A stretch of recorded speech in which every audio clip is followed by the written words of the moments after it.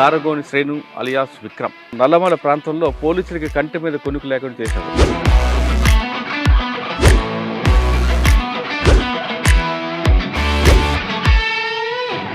దారగోని Srenu alias Vikram అడుగుబాటు ఎందుకు పట్టాల్సి వచ్చింది? Party ప్రభావం ఎక్కువ ఉండేది.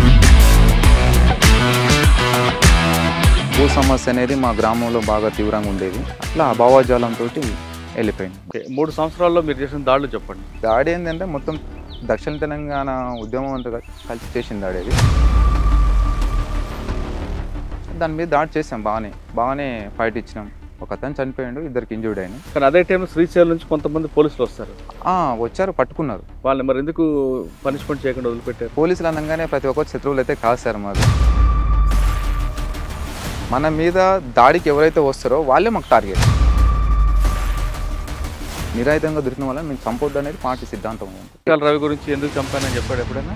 చెప్పాడు. డబ్బుల కోసం చేసింది అది. ఎవరు Moddu Seenu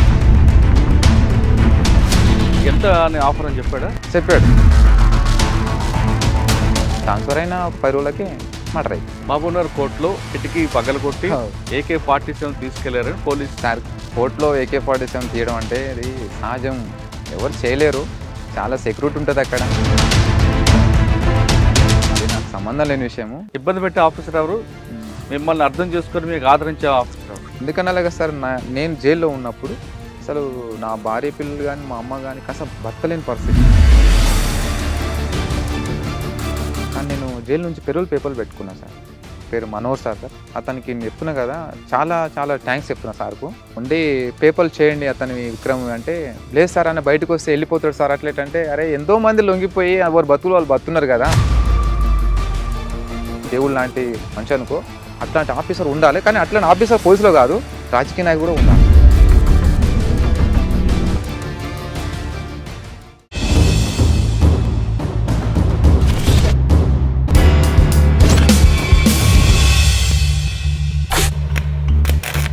welcome to I dream. గతంలో గ్రామాల్లో ఉన్న పరిస్థితి ప్రభావంతోనూ లేదా భావజాలానికి ఎక్కువగా అట్రాక్ట్ అయ్యే కొంతమంది యువకులు అడుగుబాటు పట్టారు.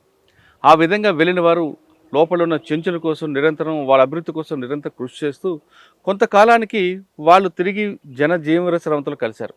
కారణం ఏదైనా కావచ్చు. ఆ విధంగా వచ్చిన వారిని పరిచయం చేసే ఈ కార్యక్రమంలో ఈ వారం మన గెస్ట్ దారగోని శ్రేణు అలియాస్ విక్రమ్ అనగానే ఒకప్పుడు అన్నాసాగర్ కానీ లేదా నల్లమల ప్రాంతంలో పోలీసులకి కంటి మీద కొనుక్కు లేకుండా చేసేవాడు. ఆయన అరెస్ట్ అయ్యి బయటకు వచ్చిన తర్వాత కూడా కోర్టుకు వెళ్ళి మహబూబ్నగర్ కోర్టులోంచి AK-47 తీసుకొని తిరిగి అన్నలో కలిశారు. ఆ వ్యక్తి తర్వాత జైల్లోకి వెళ్ళి ప్రస్తుతం బెయిల్ మీద బయటకు వచ్చారు. ఆయన్ని ఎందుకు అడుగుబాటు పట్టాల్సి వచ్చింది, పట్టిన తర్వాత కోర్టులోంచి ఎందుకు తుపాకీ తీసుకెళ్లారు, జైలు జీవితం ఎలా గడిపారు, బయటకు వచ్చాక ఆయన జీవన విధానం ఎలా ఉంది అనే విషయాన్ని ఆయన తెలుసుకుంది. అన్న నమస్తే. నమస్తే అన్న. శ్రేణు అలియాస్ విక్రమ్. అవును. ఎప్పటి నుంచో ఫారెస్ట్లు అన్నలో ఉన్నారు, తిరిగారు, అన్నీ చేసుకొచ్చారు. కానీ 2015లో మరొకసారి మీ పేరు మారుమోగింది. అవును. మహబూబ్నగర్ కోర్టు నుంచి AK-47 తీసుకుని వెళ్ళడం, అప్పటికి నల్లమల ఫారెస్ట్లో అన్నలందరూ కనుమరుగవుతున్న సమయంలో మీరు తిరిగి అన్నలను కలవడం, అక్కడ మీ తుపాకీ ఇచ్చి వాళ్ళతో కలిసి అక్కడున్న వాళ్ళ మీద మీరే ఫైర్ చేసి 4గురిని చంపి మళ్ళీ తిరిగి వచ్చారనేది ఒక ఆరోపణ ఉంది. తప్పు. ఆ ఆరోపణ ఎంతవరకు కరెక్ట్ అనేది మీరు చెప్పే ముందు అసలు దారగోని శ్రేణు అలియాస్ విక్రమ్ అడుగుబాటు ఎందుకు పట్టాల్సి వచ్చింది, పట్టిన తర్వాత మీరు చేసిన కార్యక్రమాలు ఏంటి, మీ కుటుంబ నేపథ్యం ఒకసారి చెప్పండి. మాది వ్యవసాయ కుటుంబం. అది వచ్చేసి ఇక నేను చిన్నప్పటి నుంచి పార్టీ గ్రామాలలో ఏ ఊరు మంది? తిరుమలాపురం, BK తిరుమలాపురం. ఇక పార్టీ ప్రభావం ఎక్కువ ఉండేది. అయితే ఆ టైంలో ఏంటంటే భూ సమస్య అనేది మా గ్రామంలో బాగా తీవ్రంగా ఉండేది. అట్లా పార్టీ అండతోటి ప్రజలు చాలా 100 ఎకరాల భూమి కొట్టుకుని అట్లా సాగు చేసుకుంటూ జీవిస్తున్నారు. ఆ టైంలోనే నాకు పార్టీ పరిచయం అయింది. ఎవరి ద్వారా? రఘు అని ఉండే, సంతోష్ రఘు ఉండే, వాళ్ళ ద్వారా పరిచయం అయింది. అట్లా భావజాలంతో వెళ్ళిపోయినా. 2002లో వెళ్ళారు. పార్టీకి వెళ్ళిన తర్వాత ఎక్కడెక్కడ పనిచేశారు, ఎవరు మీకు బాధ్యులు? ఫస్ట్ వెళ్ళిన తర్వాత కొంతకాలం లోపలనే ఉన్నా. అంతకంటే ముందు రైతు కూలి సంఘంలో పనిచేసిన లీగల్గా. తర్వాత ఫుల్ టైమర్ వెళ్ళిన తర్వాత సరళసాగర్ దళంలో 1+1గా పంపించారు. అక్కడ ఒక సంవత్సరం దాకా పనిచేసిన. ఆ సంవత్సరంన్నరలో మీకు బాగా గుర్తుండిపోయిన సంగతి చెప్పండి. అంటే ఉదయం లేచిన దగ్గర నుండి కార్యక్రమాలు అవ్వచ్చు, రాజకీయ తరగతులు కావచ్చు, ఆయుధ శిక్షణ కావచ్చు, ప్రజల్లోకి వెళ్ళి ఆ పోరాటాలు కానీ, ప్రజా కోర్టులు కానీ మీరు చేసిన కార్యక్రమాలు. మీరు చేసే కార్యక్రమాల్లో పేద ప్రజలకి ఎలాంటి బెనిఫిట్లు వచ్చాయి? అంటే నేను ఒక్కడిని అనేది ఏం చేయలేదు. ఒక్కడిగా పార్టీ కదా. పార్టీ అంతా కలిసే చేసింది. అవును. నేను వెళ్ళిన తర్వాత అంటే నేను సింగిల్గా ఆర్గనైజేషన్కి వెళ్ళిన. మ్మ్. ఓన్లీ ప్రజలతో సంబంధాలు ఏర్పాటు చేసుకొని అక్కడ ప్రజల అంటే గ్రామ స్థాయిలో కమిటీల నిర్మాణం చేసుకోవడంలో భాగంగా నేను అటు వెళ్ళిన. కానీ ఆ ఉద్యమాలు అనేది ఏం అక్కడ పోరాటాలు ఏం చేయలేదు. తర్వాత వచ్చేసి కల్వకుర్తి దళంలో పనిచేసిన. మళ్ళీ నెక్స్ట్ ఎక్కువ శాతం కాదన్న, నల్లమల్లో మీరు సంవత్సరం పాటు ఉన్నారు కదా ప్రజలకు దగ్గర వాడు. అప్పుడు ప్రజల నుంచి సపోర్ట్ వచ్చిందా? సపోర్టు చాలా ఆదరణ ఉండేది. మ్మ్. చాలా సహకరించే వాళ్ళు ప్రజలు. మ్మ్. వాళ్ళ గ్రామంలో ఉండే కొన్ని వాళ్ళ వ్యక్తిగత సమస్యల్ని మేము పరిష్కరించేది. అట్లా గ్రామాలు సివిల్గా తిరిగేది అక్కడ. మ్మ్. అంటే గ్రామాల్లో తిరుగుతున్న సమయంలో మీకు భోజనం అని పార్టీ అవును. గ్రామస్తులు ఏర్పాటు చేస్తారు. అవును. మరి పడుకోవడం అది ఎక్కడ ఉండేది? నైట్ అంతా గ్రామాలకు వెళ్తాం, డే అంతా పొలాలలోకి వెళ్ళి ఎక్కడో బావుల దగ్గర పండుకునేది. అంటే అప్పుడు మీకు బాధ్యుడు ఎవరు? అంటే 1+2 వెళ్ళాం. అక్కడ మా కమాండర్ లేడీ కమాండర్ ఉండే, స్వర్ణ అక్క అని ఉండే. ఆమెతో పాటు తిరిగాం. అచ్చా. ఆ తర్వాత కల్వకుర్తి దళంకి వచ్చారు. తర్వాత కల్వకుర్తి. కల్వకుర్తి దళంకి వచ్చిన తర్వాత ఎక్కడ మీ వర్క్ ఎలా స్టార్ట్ అయింది? అక్కడ కూడా సింగిల్గా ఆర్గనైజర్. అంటే 1+2 ఒక కమాండర్ నేను ఇద్దరమే. అక్కడ దగ్గర దగ్గర 2 years దాకా చేసినాం. కల్వకుర్తి దళం ఏ ప్రాంతం తిరిగారు? కల్వకుర్తి అంటే కల్వకుర్తి ఏరియా మొత్తం కూడా, అంటే కడతాల్ తర్వాత ఆమన్గల్ ఈ ఏరియా మొత్తం కూడా తిరిగారు. అంటే అప్పుడు సమస్య ఏముండేది? కట్టాలు కానీ ఇవన్నీ కూడా. అయితే అప్పటికి ఏంటంటే అక్కడ దళాలు ఉండే ఫస్ట్. ఆ దళాలంతా కూడా ఎత్తివేసినారు. అంటే నష్టపోయింది అక్కడ ఎన్కౌంటర్లు కావడం వల్ల. నష్టపోయిన తర్వాత మళ్ళీ సింగిల్గా ఆర్గనైజర్ ద్వారా అంటే సింగిల్గా ఆర్గనైజర్ చేయాలని చెప్పేసి అక్కడ సింగిల్గా పంపించారు. అంటే ఒక దళ కమాండర్ నేను ఇద్దరం వెళ్ళేది. కేవలం ప్రజలతోని మనం మమేకమై వాళ్ళతో రిలేషన్తోనే ఉండాలనేది పార్టీ. అప్పుడు ఆ ప్రాంతంలో ఎలాంటి సమస్యలు మీకు గుర్తించారు? సమస్యలు అంటే ఇక ఎక్కువ శాతం అయితే అక్కడ కొంత భూ సమస్య ఉంది. అంటే మళ్ళీ అంటే అప్పుడు పార్టీ ఉన్నప్పుడు కొన్ని వందల ఎకరాల భూమి ప్రజలకు పంచారు. మళ్ళీ ఆ భూములని అంటే మళ్ళీ అదే భూస్వాములు గుంజుకోవటానికి ప్రయత్నం చేస్తారు అనేది పార్టీకి రిపోర్ట్ వచ్చేది. దాని మీద మేము గట్టిగానే పోరాడాం. ఆ కట్టలు ఆ ప్రాంతంలో ప్రజాకోట్లు పెట్టి వార్నింగ్లు ఇచ్చేవారట కదా మీరు? అది ఇచ్చేది. మీకు బాగా గుర్తుండిపోయిన ఒక ప్రజాకోట్ చెప్పండి. నేనైతే వ్యక్తిగతంగా ఏం ఎవరికి ఇవ్వలేదు. ఇక పార్టీ అంతా కలిసి ఇచ్చాము అంతే. సరే, కట్టాల తర్వాత కల్వకుర్తి గ్రామాల్లో అంటే కల్వకుర్తి ఏరియాలో ఎన్ని గ్రామాలు ఉంటాయో అన్ని గ్రామాలంతా కూడా మేమే చూసుకునేది. తిరిగారు. అంటే కల్వకుర్తి బాగా పట్టుంది మీకు? బాగా. ప్రజల ఆదరణ ఎలాగుంటుంది అక్కడ? బాగుంటుంది అక్కడ. తర్వాత ఇక నెక్స్ట్ నల్లమల షిఫ్ట్. తర్వాత వచ్చేసి ఇక ప్లాటూన్ ఎక్కువ శాతం ఇంకా ప్లాటూన్తో పాటు ఉండేది. ఇక నల్లమలకి ఇక పరిమితం అయిపోయినంత. ప్లాటూన్లో ఎన్ని సంవత్సరాలు పనిచేశారు? ప్లాటూన్లో దగ్గర దగ్గర 3 సంవత్సరాలు పనిచేశారు. 3 సంవత్సరాలు. ఎవరు మీకు అప్పుడు కమాండర్? అంటే ప్లాటూన్ కమాండరు అనే సంతోష్ ఉండే. అనే తర్వాత ఆయన ఎన్కౌంటర్ అయిపోయిన తర్వాత మళ్ళీ రమాకాంత్ అని ఉండే కదా, అతను ప్లాటూన్ కమాండర్ ఉండేది. 3 సంవత్సరాల్లో మీరు చేసిన దాడులు చెప్పండి. చేసాం సార్, చాలా దాడులు. మన్నూరు పోలీస్ స్టేషన్ చెప్పండి. చేసాం. చెప్పండి ఎలా జరిగింది? మన్నూరు ఓపీ ఇప్పుడు ప్రస్తుతం మన దగ్గరలో ఉంది. దగ్గరలో ఉంది సార్. ఎన్ని గంటలకు చేశారు? అది యాక్చువల్ అంతకంటే ముందు అయితే అది దాడి ఏంటంటే మొత్తం దక్షిణ తెలంగాణ ఉద్యమం అంతా కలిసి చేసిన దాడి. అది వచ్చేసి అది అప్పుడు మా బాధ్యుడు సాంబశివుడు ఉండే, తర్వాత ఇంకో రవి ఉండే, నల్లగొండ జిల్లా సెక్రటరీ. అంతా అంతకుముందే దాడి కంటే ముందు ఒక 1 month మేము రిహార్సల్ చేసినాం.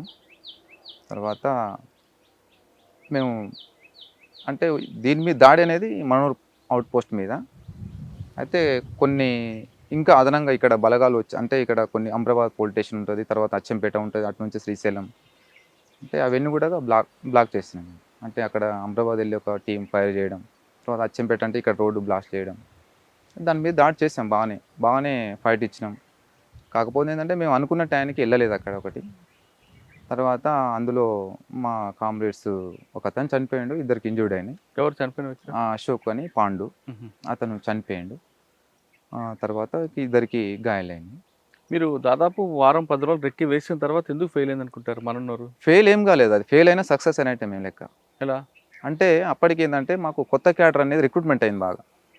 అయితే మేము పోయింది ఏదో వెపన్స్ కోసం, అంటే దాడి చేయాలనే పోయినాము. కాకపోతే ఏంటంటే ఆ దాడి ఫెయిల్ అయింది, కాకపోతే అది మాకు సక్సెస్ అయ్యి. ఎందుకంటే అక్కడ కొత్తగా క్యాడర్ అనేది ఒక అనుభవం అనేది నేర్చుకున్నారనమాట ఆ దాడిలో. కాబట్టి సక్సెస్ అది మాకు. మీరు ఆ దాడికి వెళ్ళారు, ఆ. ఫెయిల్ అయ్యారు, అంటే మీ దృష్టిలో సక్సెస్. ఆ. కానీ అదే టైంలో శ్రీశైలం నుంచి కొంతమంది పోలీసులు వస్తారు.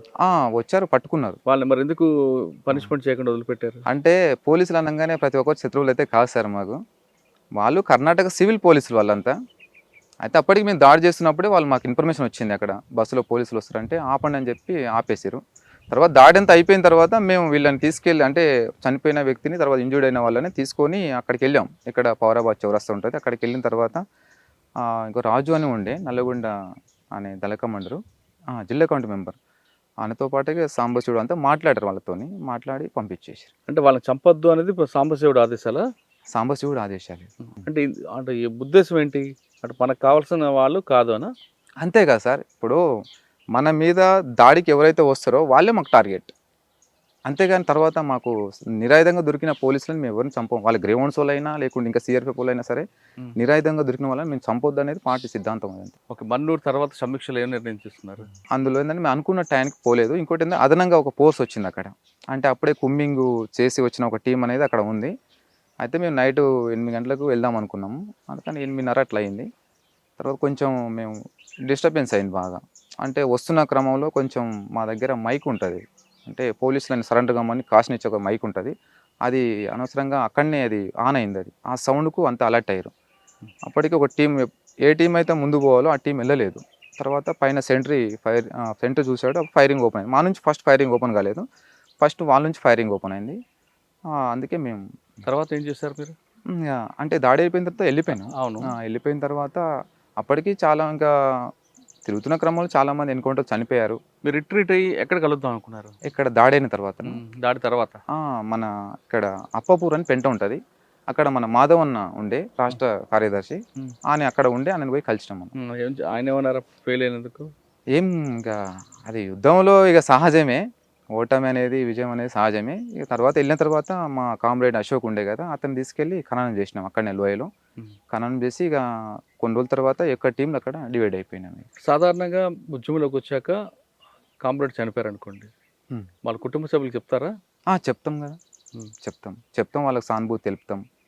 తమ కుమారుడు ప్రజల కోసం అమరుడే అని చెప్తాం. తర్వాత మన్నూరు తర్వాత మీకు బాగా గుర్తుండిపోయిన దాడి చెప్పండి. నల్లమల్లలో ఒక దాడి అయింది, ఆ దాడిలో ఇద్దరి మీద ఫైరింగ్ జరిగింది. అంటే ఇక అందులో సురేష్ అనే ఒక కామ్రేడు అమరుడైండు. అయితే రెస్ట్ ఏంటంటే ఆ రోజు మేము ఇక్కడ మకాం వేసినాం, అంటే రమకాంత్తో పాటుగా మేము ఒక 15 మంది దాకా ఉన్నాం. అప్పటికి ఏంటంటే మేము వేరే పని మీద మేము బయటికి మైదాన ప్రాంతంకి వెళ్ళి వస్తుంటే ఒక జిల్లా కమిటీ మెంబర్ సరెండర్ అయిపోయింది అనమాట. అతను సరెండర్ అయిందనే విషయం నాకు తెలియదు, కాకపోతే అనుకున్న టైంకి రాలేదు, నన్ను ఒక దగ్గర పెట్టిండు, వీళ్ళు మళ్ళీ వస్తానని చెప్పి వెళ్ళలే. 2 days అయింది. తర్వాత ఇక నేను వచ్చి పార్టీ కలిసిన తర్వాత అప్పటికి బాగా ఎండాకాలం, బాగా అక్కడ బలగాలు బాగా తిరుగుతుంటే ఇక మేము కొన్ని జాగ్రత్తలు తీసుకున్నాం అప్పటికి. అయితే ఆయన లొంగిపోయిన, ఎవరైతే మహేష్ అని లొంగిపోయిండో అతను తెలిసిన కొన్ని వెపన్స్ డంపులనే ఉండే అన్నమాట. అది నాకు అతనికి మాత్రం తెలుసు. నేను మళ్ళీ ఎంబడి పార్టీకి వచ్చి చెప్పిన తర్వాత నేను ఇంకొక అతను సాగర్ అని ఇద్దరు డంప్స్ ఖాళీ ఆయనకు తెలిసిన ప్లేస్ నుంచి మళ్ళీ వేరే ప్లేస్లో పెట్టేసి మళ్ళీ అంటే నదిలో, కృష్ణా నదిలో, తర్వాత పైకి వచ్చి మళ్ళీ ఈ మన రమకాంత్ అనే టీం కలిసినాం. అయితే ఆ రమాకాంత్ వాళ్ళు ఏం చేశారంటే కొంచెం బాట ఉంటుంది అక్కడ, ఆ బాటలో ఏంటంటే వాళ్ళు చూసుకోకుండా అక్కడ మకాం వేసారు అనమాట. అప్పటికి ఏంటంటే గ్రేవౌండ్స్ బలగాలు వాళ్ళు అక్కడ నుంచి పైకి ఎక్కుతున్నారు అదే బాట పొంటి. వాళ్ళు వీళ్ళని చూశారు, మాకంటే మేము రాకముందే వీళ్ళని చూశారు. అయితే వాళ్ళు ఏంటంటే అక్కడ వాళ్ళు డైరెక్ట్ ఆ టీం వీళ్ళ మీద అంటే ఒక టీం అటాక్ చేయకుండా అదనంగా బలగాలు అక్కడ పరిసర ప్రాంతాలు ఉన్నాయి, వాళ్ళందరూ తీసుకొని వాళ్ళందరూ పిలిపించుకొని ఒకేసారి వీళ్ళని నైట్ చుట్టుముట్టి దాడి చేద్దామని చెప్పేసి వాళ్ళు అనుకున్నారంట ఆ ప్లాన్.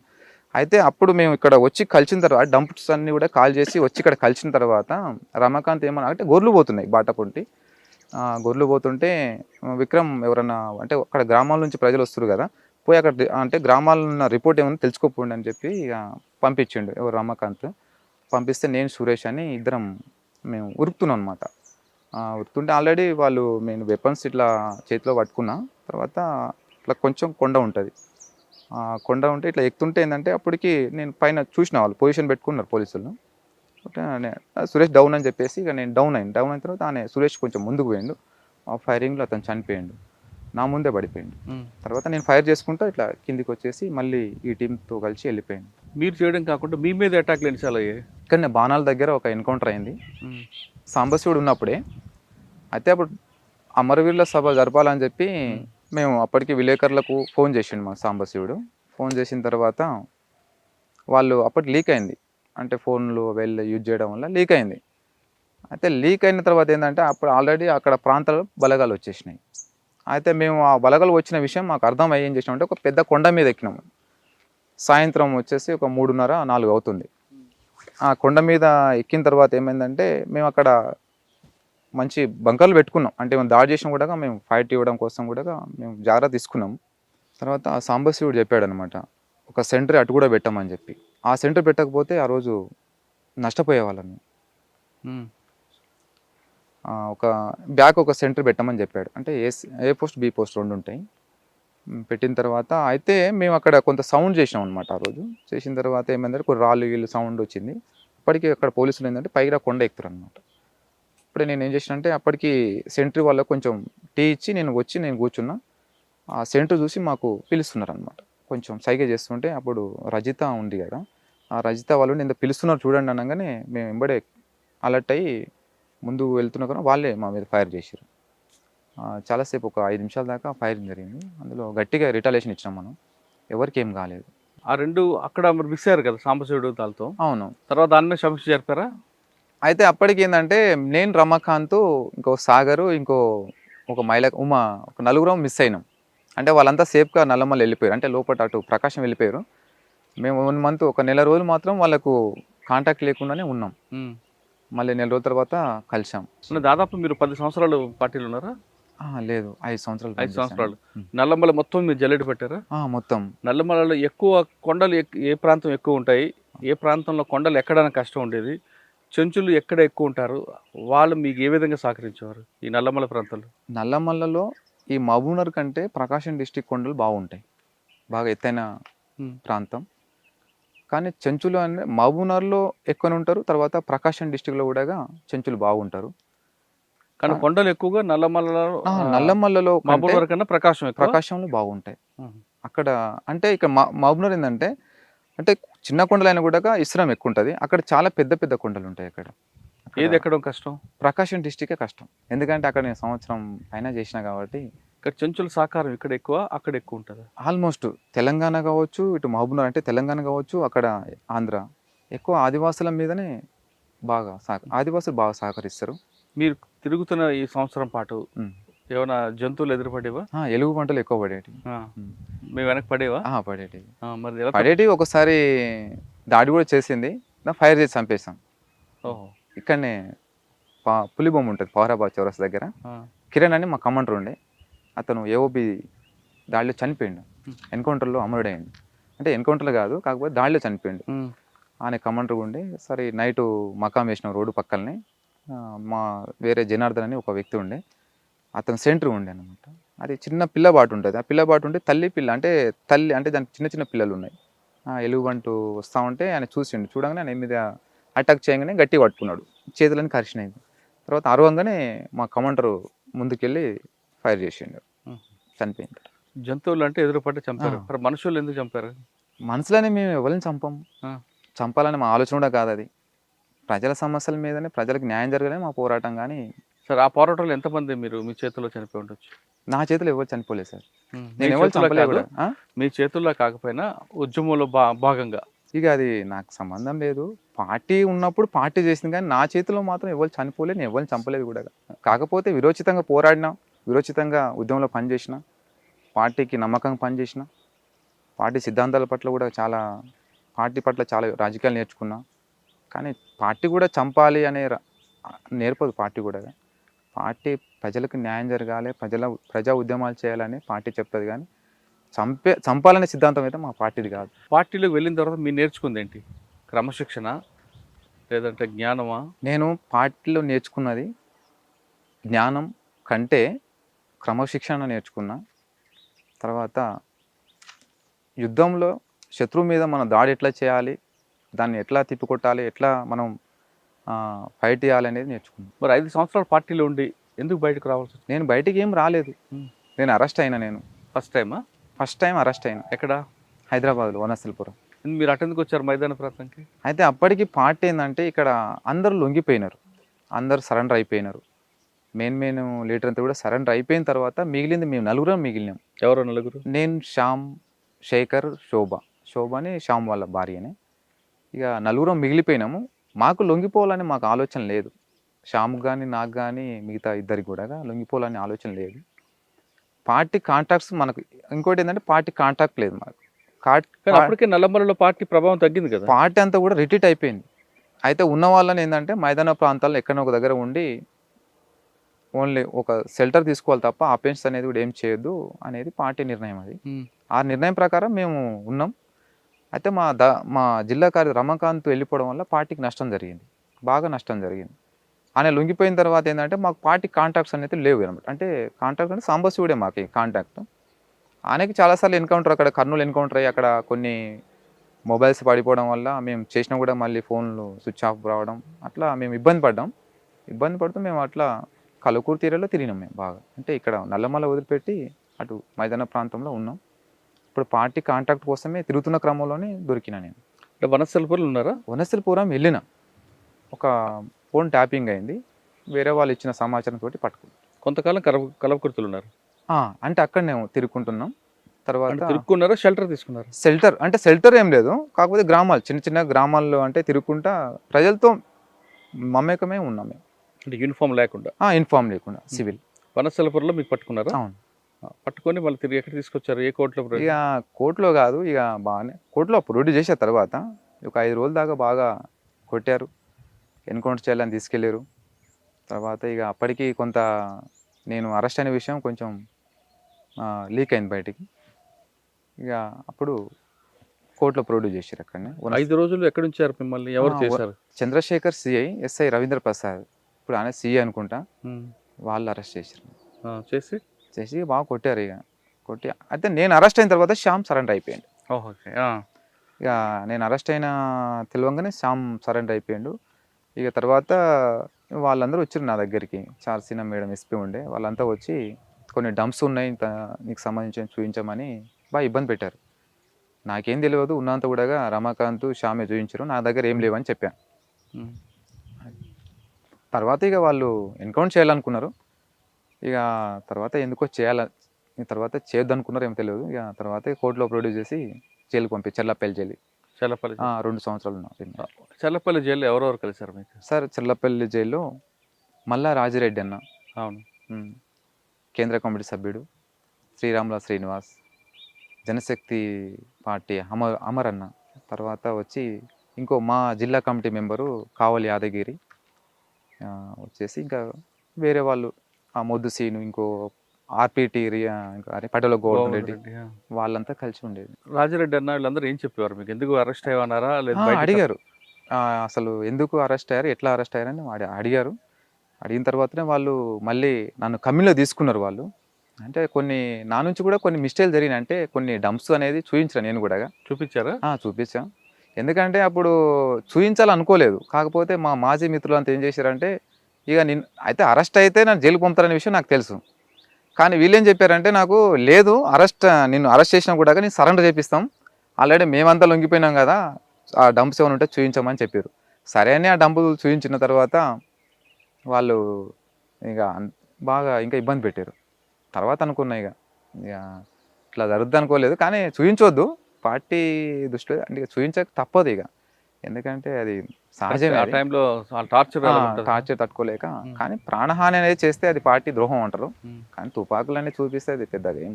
అంటే మీరు చూపించిన డంప్ వల్ల ఎన్ని తుపాకులు దొరికాయి? క్యాష్ అనేది ఏమి ఉండదు మా దగ్గర. డంప్స్ అంటే వెపన్స్ అవే ఉంటాయి, తుపాకులు, మందుగుండు సామాగ్రి. ఏమి ఇచ్చారు అప్పుడు డంపులు? ఏం దొరికాయి? ఒక SLR, ఒక 2 303 రైఫిల్ ఉండే. ఇక్కడ నల్లమలలో? నల్లమల. అరెస్ట్ చేశారు, జైలు చెర్లపల్లి జైలుకి వచ్చారు, రాజిరెడ్డి కలిసాం. మిగతా అందరూ ఏం మాట్లాడారు మీతో? శ్రీరాములు శ్రీనివాస్ వాళ్ళంతా ఫస్ట్ కొంచెం అరెస్ట్ అయిన వాళ్ళని అంటే అరెస్ట్ అయిన వాళ్ళందరినీ కూడా ఒకే రకంగా చూడరు. అందులో పార్టీకి ఏమైనా నష్టం చేశాడా లేదనేది చూస్తారు. అందులో నేను నష్టం చేసింది ఏం లేదు, కాకపోతే నా మీద ఒక అభిమానం వాళ్ళకి. ఎందుకంటే అందరు లొంగిపోయినా కూడా ఇతను చివరి స్థాయిగా ఉన్నాడు కదా అనేది బాగా వాళ్ళకు నా మీద కొంచెం అభిమానం ఉండే. వాళ్ళు మళ్ళీ నన్ను కమ్యూనిలో తీసుకున్నారు. వాళ్ళు నాకు చాలా విధాలు సహకరించారు. వాళ్ళ బ్యారక్లో ఉన్నారు మీరు? ఒకటే బ్యారక్లో ఉండేది. ఇక రాజకీయంగా నాకు రాజిరెడ్డి అన్న అయితే నాకు ఆదర్శం అనే. కానీ నేను పార్టీలో ఉన్నప్పుడు ఉమ్. నేర్చుకున్నది ఒక్క స్టెప్ అయితే, తర్వాత జైలుకి వెళ్ళిన తర్వాత అంటే ఆ స్థాయి నాయకులతో నేను కలిసి 2 సంవత్సరాలు ఉండడం నాకు చాలా సంతోషం అనిపించింది. కానీ అది రాజిరెడ్డి అన్న జీవితం నాకు చాలా ఆదర్శం అనిపించింది. ఎలా? అంటే తను ఉన్నతమైన చదువు చదివి ఆయన ఉన్నతమైన చదువులు చదివి ఆయన అంటే ఒక అగ్రకులంలో పుట్టి కూడా కానీ అంతా వదులుకొని కూడా కానీ ఉద్యమం పడ్డ అంటే 10 సంవత్సరాలు 20 సంవత్సరాలు 30 సంవత్సరాలు అనే ప్రజల కోసం పనిచేసిండంటే అది చాలా గొప్ప విషయం. అది అందులో వాళ్ళ సహచరి కూడా ఎన్కౌంటర్ చనిపోవడం అంటే ఏ రోజు కూడా కానీ తల్లి అంటే 30 సంవత్సరాల తర్వాత కూడా తల్లినని చూడలేదన్నమాట. అంటే ప్రజలు నమ్ముకొని అక్కడ ప్రజలతోనే కలిసి ఉండు కాబట్టి అది చాలా బాగా. ఆయన అరెస్ట్ అయ్యి బయటకు వచ్చిన తర్వాత కేరళ నుంచి కూడా తిరిగి లోపలికి వెళ్ళిపోయారు. ఆయన అరెస్ట్ అయ్యి 2 సంవత్సరాలు జైల్లో ఉన్న తర్వాత రిలీజ్ అయిన తర్వాత మళ్ళీ బెయిల్ మీద వెళ్ళి మళ్ళీ ఉద్యమంలోకి వెళ్ళిపోయాడు. తర్వాత కానీ జైల్లో ఉన్నప్పుడు కూడా చాలా పోరాటాలు చేసిండు ఆయన. ఏం పోరాటాలు?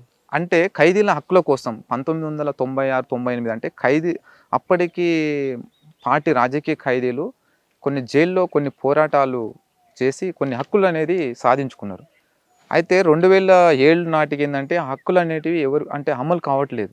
మళ్ళీ ఏంటంటే ఖైదీల మీద మేము నిరాహార దీక్షలు అంటే ఖైదీలకు క్షమాభిక్ష పెట్టి వాళ్ళని విడుదల చేయాలి. ఇంకోటి వచ్చిన కుటుంబ సభ్యులకు ఇన్నర్ ములాఖతు సౌకర్యం కల్పించాలి. తర్వాత వారానికి 2 సార్లు కుటుంబ సభ్యులతో మాట్లాడడం కోసం ఫోన్ సౌకర్యం కల్పించాలి. తర్వాత ఇంటి దగ్గర నుంచి ఏమైనా తీసుకొచ్చిన వస్తువులు ఉంటాయి కదా తినటానికి, అలాంటివి కూడా అలో చేయాలి అని చెప్పి మేము 5 రోజులు 6 రోజులు కూడా రిలే నిరాహార దీక్ష చేసినాము.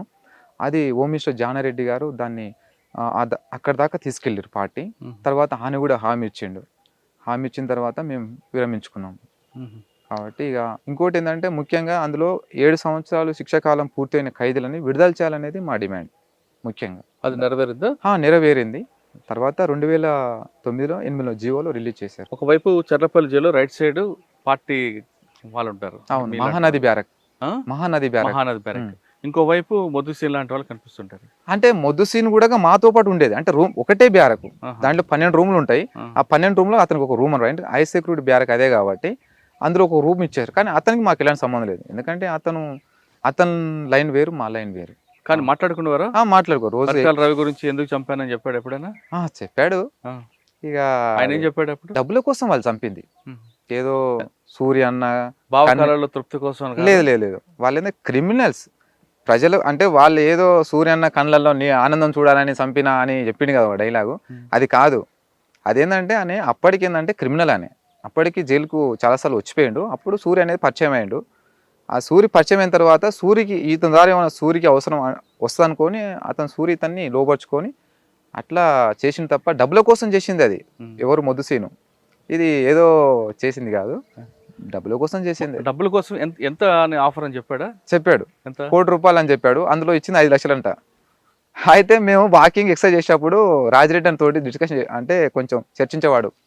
అన్న సూర్య ఇట్లా చేసిండన్న, నన్ను ఇట్లా మోసం చేసిండన్న, నేను అప్రూవ్గా మాడిపోతా అంటే సరే అది ఏదంటే మీ ఓన్ నిర్ణయము, అది మాకు సంబంధం లేని విషయము, మీ ఇష్టం అని చెప్పాడు. ఎవరు? మన రాజిరెడ్డి అన్న. అయితే అందులో ఇచ్చింది 5 లక్షలంట అతనికి. తర్వాత ₹1 కోటి ఒప్పుకున్నాడంట. తర్వాత అప్రూవ్గా మారుతున్నందుకు ఇక తర్వాత ఏం జరిగింది తెలియదు. తర్వాత అనంతపూర్ జైలుకు ట్రాన్స్ఫర్ అయిపోయాడు. ట్రాన్స్ఫర్ అయిన ఒక 10 రోజులకే మర్డర్ అయిపోయింది జైల్లో. జైల్లో ఉన్న వాళ్ళ మీద పోలీసులతో పాటు బయట నుంచి నయీం కూడా నిఘా పెట్టేవాడు. పెట్టేవాడు. మీకు ఎప్పుడైనా ఎదురుపడ్డా? నయీం నాతో ఎప్పుడు జైలు అంటే నిఘా అనేది ఉంది, కాకపోతే నాతో ఎప్పుడు ఎదురుపడలే. జైల్లో ఫోన్లు మాట్లాడుకునేవారు అప్పుడు? అంటే మొబైల్సా? మొబైల్ అంటే మేము మాట్లాడేది కాదు. ఇక వేరే వాళ్ళు కూడా తక్కువ. అది కూడా ఇప్పుడైతే అట్లాంటిది ఏం లేదు. అట్లా ఫోన్ సౌకర్యం ఏమి ఉండదు. కానీ ఎప్పుడైనా పరిటాల రవి ₹5 కోటి మర్డర్ కోసం పరిటాల మర్డర్ చేసి ఒప్పుకున్నాను కాంట్రాక్ట్ అని చెప్పాడు కదా. అవును. డబ్బులు రాలేదు కాబట్టి కోపంతో ఏమైనా మాట్లాడా? కోపంతో మాట్లాడాడు. సూర్య నాకు మోసం చేశాడు వేరే ఏం చెప్పాడు? అదే సూర్య మోసం చేసిండు కదా, నేను అప్రూవ్గా మారిపోతా అంటే నేను కోర్టులో ఇతనే చంపించాడని చెప్పేసి చెప్తాను అన్నాడు అన్నమాట. అయితే బట్ అంటే చర్చ జరిగేది, ఎందుకంటే మార్నింగ్ పూట ఎక్సర్సైజ్ చేసుకుంటా ఏదో డిస్కషన్ అవుతుండే కాబట్టి వినేదన్నమాట. కానీ మీరు ఎవరు సమర్థించారా? మేము సమర్థించాం కదా, ఎందుకంటే వాళ్ళు క్రిమినల్ యాక్టివిటీస్లో ఉన్న వాళ్ళు. మాకు ఒక సిద్ధాంతం, మాకు ఒక లక్ష్యం ఉంది కాబట్టి మేము అట్లాంటిది మేము సమర్థించాం, మేము వ్యతిరేకిస్తాం. మేము అసలు ముద్దుసీన్తో నన్ను మాట్లాడొద్దంటూ అంటే చెప్పేవాడు అనమాట, చెప్పేవాళ్ళు. అయితే ముద్దుసీన్ నన్ను బాగా అంటే దగ్గర తీసేవాడు అనమాట. ఎందుకు? అంటే బయటికి వెళ్తే ఈయనకి ఏమైనా ఉపయోగపడతాడేమో అనేది. అయితే నాకు ఆ విషయం అంటే మన ఫ్రెండ్గా మాట్లాడతాం అంతే ఎవరైనా సరే. అయితే పార్టీకి అర్థమైందనమాట లోపట, అతనితో ఎక్కువ మాట్లాడొద్దు అని చెప్పారు. ఎందుకంటే చెప్పాడంటే నీవు రేపు బెయిల్ మీద పోతే నేను బయట ఏమైనా యూజ్ చేసుకుంటారు, మనం తప్పుదారి పట్టిన వాళ్ళం అవుతాం, వద్దంటే ఇక దూరం ఉంది. జైల్లో అంతగా బయటకు వచ్చారు, బెయిల్ మీద వచ్చారా? 2 సంవత్సరాలు జైల్లో ఉన్నా. 2 సంవత్సరాలు జైల్లో ఉండి అప్పటికి నా మీద 18 కేసులు పెట్టారు. ఆ 18 కేసులు కూడా ఒక 14 కేసులు కొట్టేసుకొని మిగతా 4 కేసులు బెయిల్ మీద బయటకు వచ్చాను. బెయిల్ మీద బయటకు వచ్చిన తర్వాత మరి బాబునూరు కోర్టుకి ఎందుకు వచ్చేవారు? అప్పటికి ఏంటంటే పార్టీ కాంటాక్ట్స్ కోసం నేను తిరుగుతున్నా అనే అది చెప్పా కదా. అప్పటికి ఏంటంటే ఒక టీం అంటే అక్కడ ఈ పంతు నాయక్ అని ఎవరైతే ఉన్నారో ఎంపీపీ అమ్మన్గల్లు, అతన్ని పార్టీ చంపేసింది. మీరున్నారు అందులో? అందులో నేను లేను. నేను పార్టీ లింక్ కోసం నేను ఎతుకుతున్నా. అప్పటికి నాకు అసలు చంపుతారనే ఉద్దేశం నాకు తెలియదు, కాకపోతే చర్చ నడిచింది అంతే.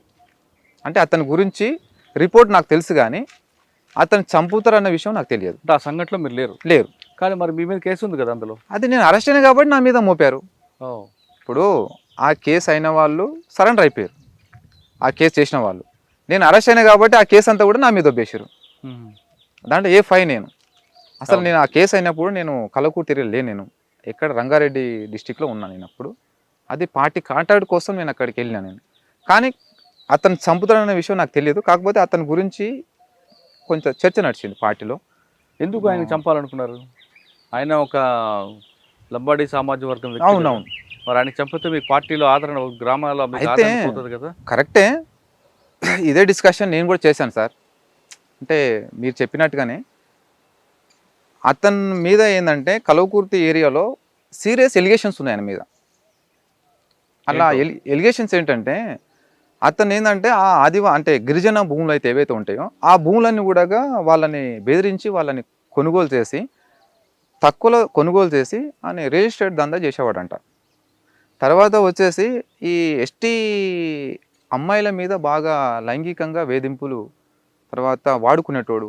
అతను వాడుకోవడమే కాకుండా ఆ అమ్మాయిలను తీసుకుపోయి ఎమ్మెల్యేల దగ్గర, కొంతమంది ఎవరైతే ఈయనకు అనుకూలంగా ఉండే ఎమ్మెల్యేల దగ్గర తీసుకుపోయి, అంటే వాళ్ళకి ఎట్లా అంటే వాళ్ళకు ఉద్యోగాలు ఇప్పిస్తాను అవి ఇప్పిస్తాను అని చెప్పి వాళ్ళని తీసుకుపోయి మోసం చేసి వాళ్ళని ఆ రకంగా వాడుకునేటోడు.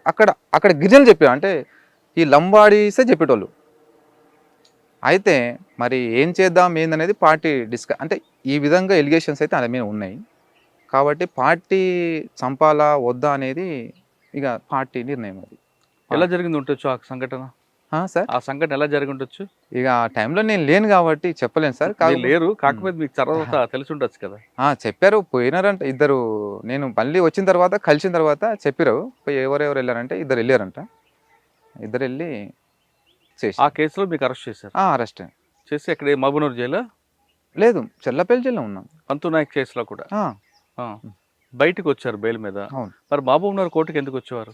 అయితే బెయిల్ మీద బయటకు వచ్చిన తర్వాత మహబూబ్నగర్ కోర్టుకు నేను పేషికి వెళ్ళేవాడిని కదా. అంటే కేసు అనేది కమిటీలు అయింది, అది కమిటీలు చేశారు. అంటే కలవకుర్తి కోర్టు నుంచి అక్కడ జిల్లాకు కమిటీలు అయింది, అక్కడ నేను పేషికి వెళ్ళేవాడిని. పేషికి వెళ్ళి కోర్టులో మీ వాదన వినిపించాల్సిన విక్రమ్ AK-47 మీద ఎందుకు కన్నేశారు? సార్ అది నేను కన్ను వేయలేదు, అది నాకు సంబంధం కూడా లేదు. అది అయితే కోర్టుకు నేను పేషికి అటెండ్ అవుతున్నా. అప్పటికి ఒక విషయం ఏంటంటే కనీసము లాయర్కు డబ్బులు పెట్టి కేసును వాదించుకో స్తోమతి కూడా నాకు లేదు ఆ టైంలో. అయితే కేసు ఆల్రెడీ స్టార్ట్ అయింది, రన్ అయింది, నాకు అడ్వకేట్ లేడు. తర్వాత అడ్వకేట్ని పెట్టుకోమని కూడా చెప్పిండు. చెప్తే నా మిత్రుడు మా ఫ్రెండు కొనపూర్ రామ్ తెలుసు కదా, అతను ఫ్రెండ్ ఒకరిని మాట్లాడి పెట్టిస్తా అని చెప్పిండు. ఇక అంతలోపు ఏమైంది తెలియదు, నా ఒక ఆరోపణ అయితే వచ్చింది కోర్టు నుంచి AK-47 మిస్ అని. అది ఎవరు నా కోసమే పోలీసులు వెంటాడుతున్నారు. అయితే అప్పటికి ఏంటంటే ఇక కేసు కోర్టులో నడుస్తుంది, ఒక టెన్షన్తోనున్నా. తర్వాత AK-47 తీసుకుపోయిన ఒక ఆరోపణ వచ్చింది. ఆరోపణ రాగానే ఇక నేను మళ్ళీ ఎట్లా వీళ్ళు బతకనియరు, ఖచ్చితంగా వీళ్ళు ఏదో ఒకటి చేస్తారని చెప్పేస్తే ఇక నా సేఫ్టీ నేను మళ్ళీ ఉద్యోగంలోకి వెళ్ళిపోయినా. మహబూబ్నగర్ కోర్టులో ఒక సైడ్ కిటికీ పక్కన AK-47 5 రోజులు అబ్జర్వ్ చేసిన విక్రమ్ ఒకరోజు రాత్రి ఇంకొక వ్యక్తిని తీసుకొచ్చి కిటికీ పగలగొట్టి AK-47 తీసుకెళ్లారని పోలీస్. సార్ కోర్టులో AK-47 తీయడం అంటే ఇది సహజం, ఎవరు చేయలేరు, చాలా సెక్యూరిటీ ఉంటుంది అక్కడ. చాలా ఇంకోటి సామాన్స్ కోర్టు సామాన్స్ ఏమైనా ఉన్నట్టు కూడా దాన్ని ఎంబడే వాళ్ళు అక్కడ కోర్టు స్టాఫ్ దాన్ని ఎప్పుడు భద్రపరుస్తారు. అది నాకు సంబంధం లేని విషయము. సరే, అక్కడ సంబంధం లేని అనుకుందాం అవును. కాసేపు. కోర్టులోని AK-47 ఎర్రగొండకపాలెం పోలీస్ స్టేషన్ ఎలా దొరికింది? తెలియదు కావచ్చు, ఎన్కౌంటర్లో దొరికింది వాస్తవం, కానీ అదే అని కూడా తెలియదు మరి. ఇక్కడ వెపనే అక్కడ దొరికింది. దొరికింది. ఎలా దొరికిండొచ్చు? ఇక తెలియదు. పోలీసు వాదన ఏంటంటే కోర్టులో ఉన్న వెపన్ తీసుకొని నల్లమల వెళ్ళిపోయి అక్కడ మరొక పార్టీని కలిసి పార్టీని కలిసింది వాస్తవమే. అనేకమైన ఉద్యమాలు చేసాం మేము నలుగురం కలిసి. వాళ్ళకి AK-47 ఇచ్చినట్లు కూడా ఉంది. నేనైతే ఏమి ఇవ్వలేదు.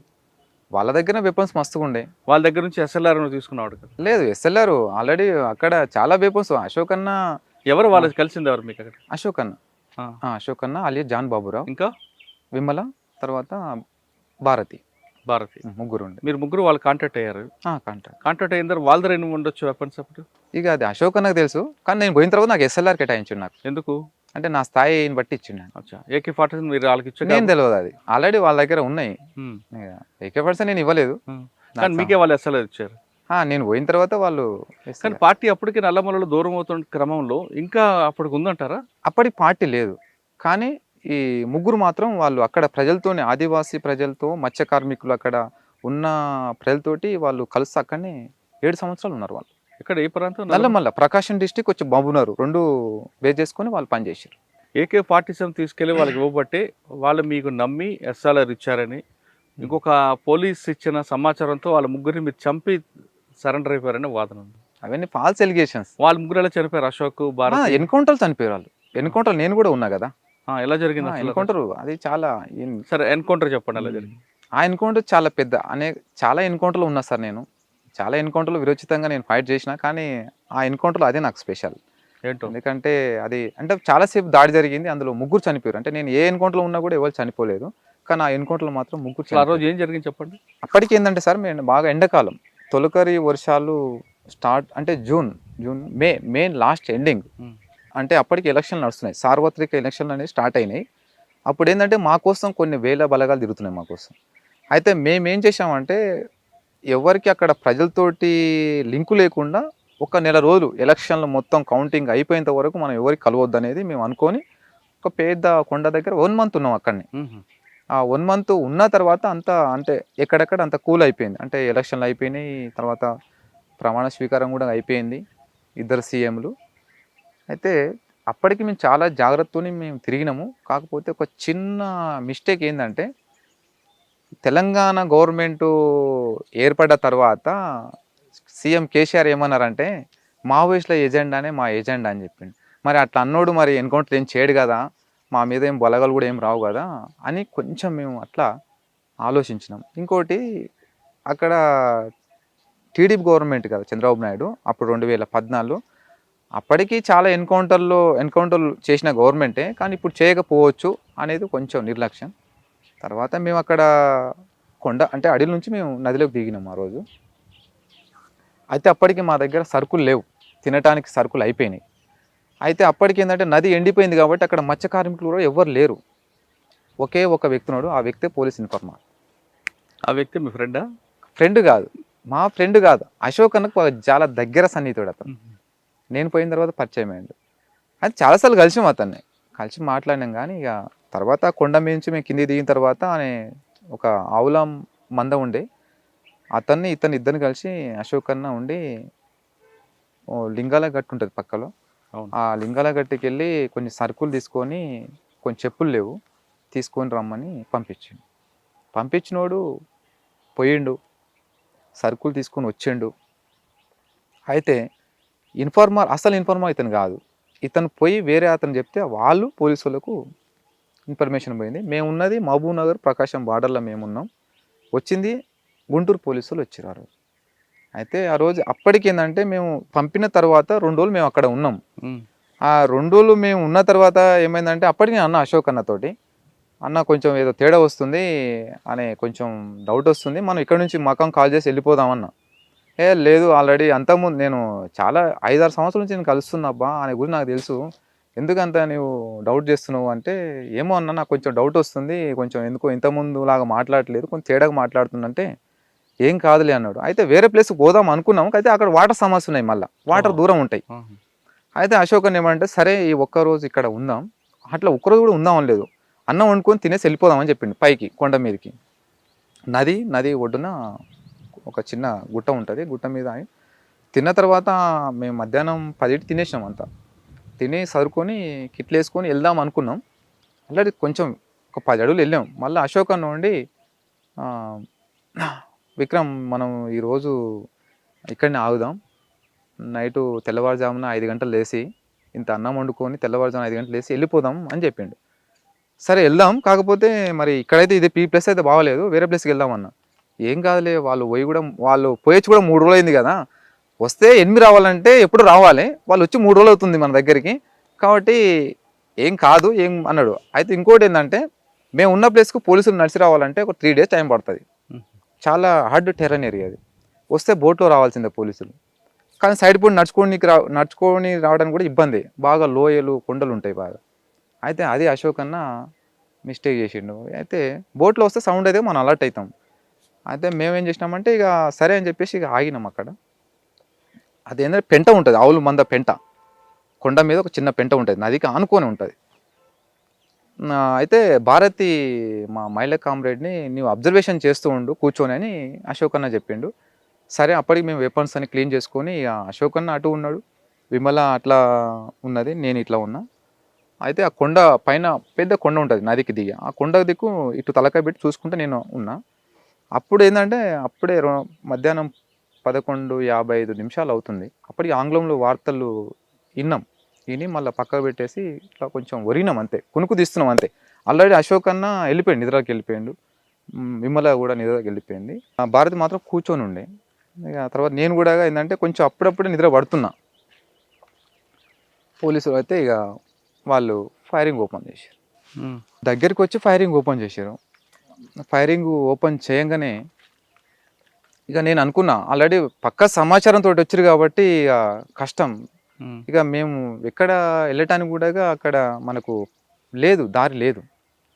ఇక నేనేం అక్కడ మేము ఉన్న దగ్గర కవర్స్ లేవు మాకు, అంటే పొజిషన్ తీసుకొని ఫైర్ చేయాలంటే మాకు రాళ్ళు కానీ ఏం లేవు, కొంచెం ఓపెన్ ఉంటాయి, చెట్లు ఉంటాయి అంతే, కానీ మేము అంత అలర్ట్ కూడా లేము.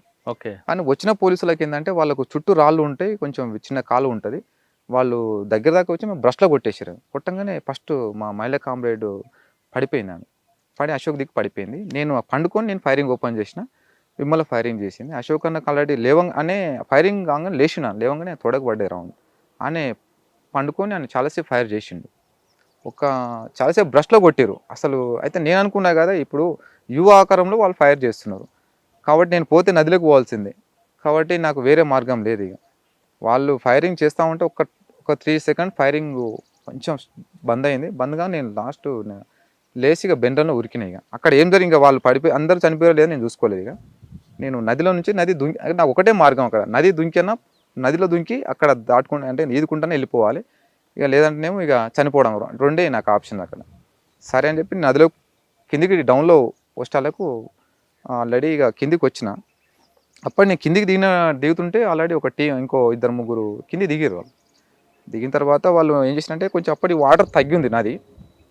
అయితే దుంకుదాం అనుకున్న ప్రయత్నంలో ఏంటంటే మళ్ళీ దుంకొద్దు అనుకొని మళ్ళీ నా ఆలోచన మార్చుకొని మళ్ళీ మట్టిగడ్డ నుంచి కింద నుంచి వెళ్తున్నా. వాళ్ళు పైనుంచి నన్ను చూసిరు, అంటే వాళ్ళు కూడా కిందికి వచ్చేసారు.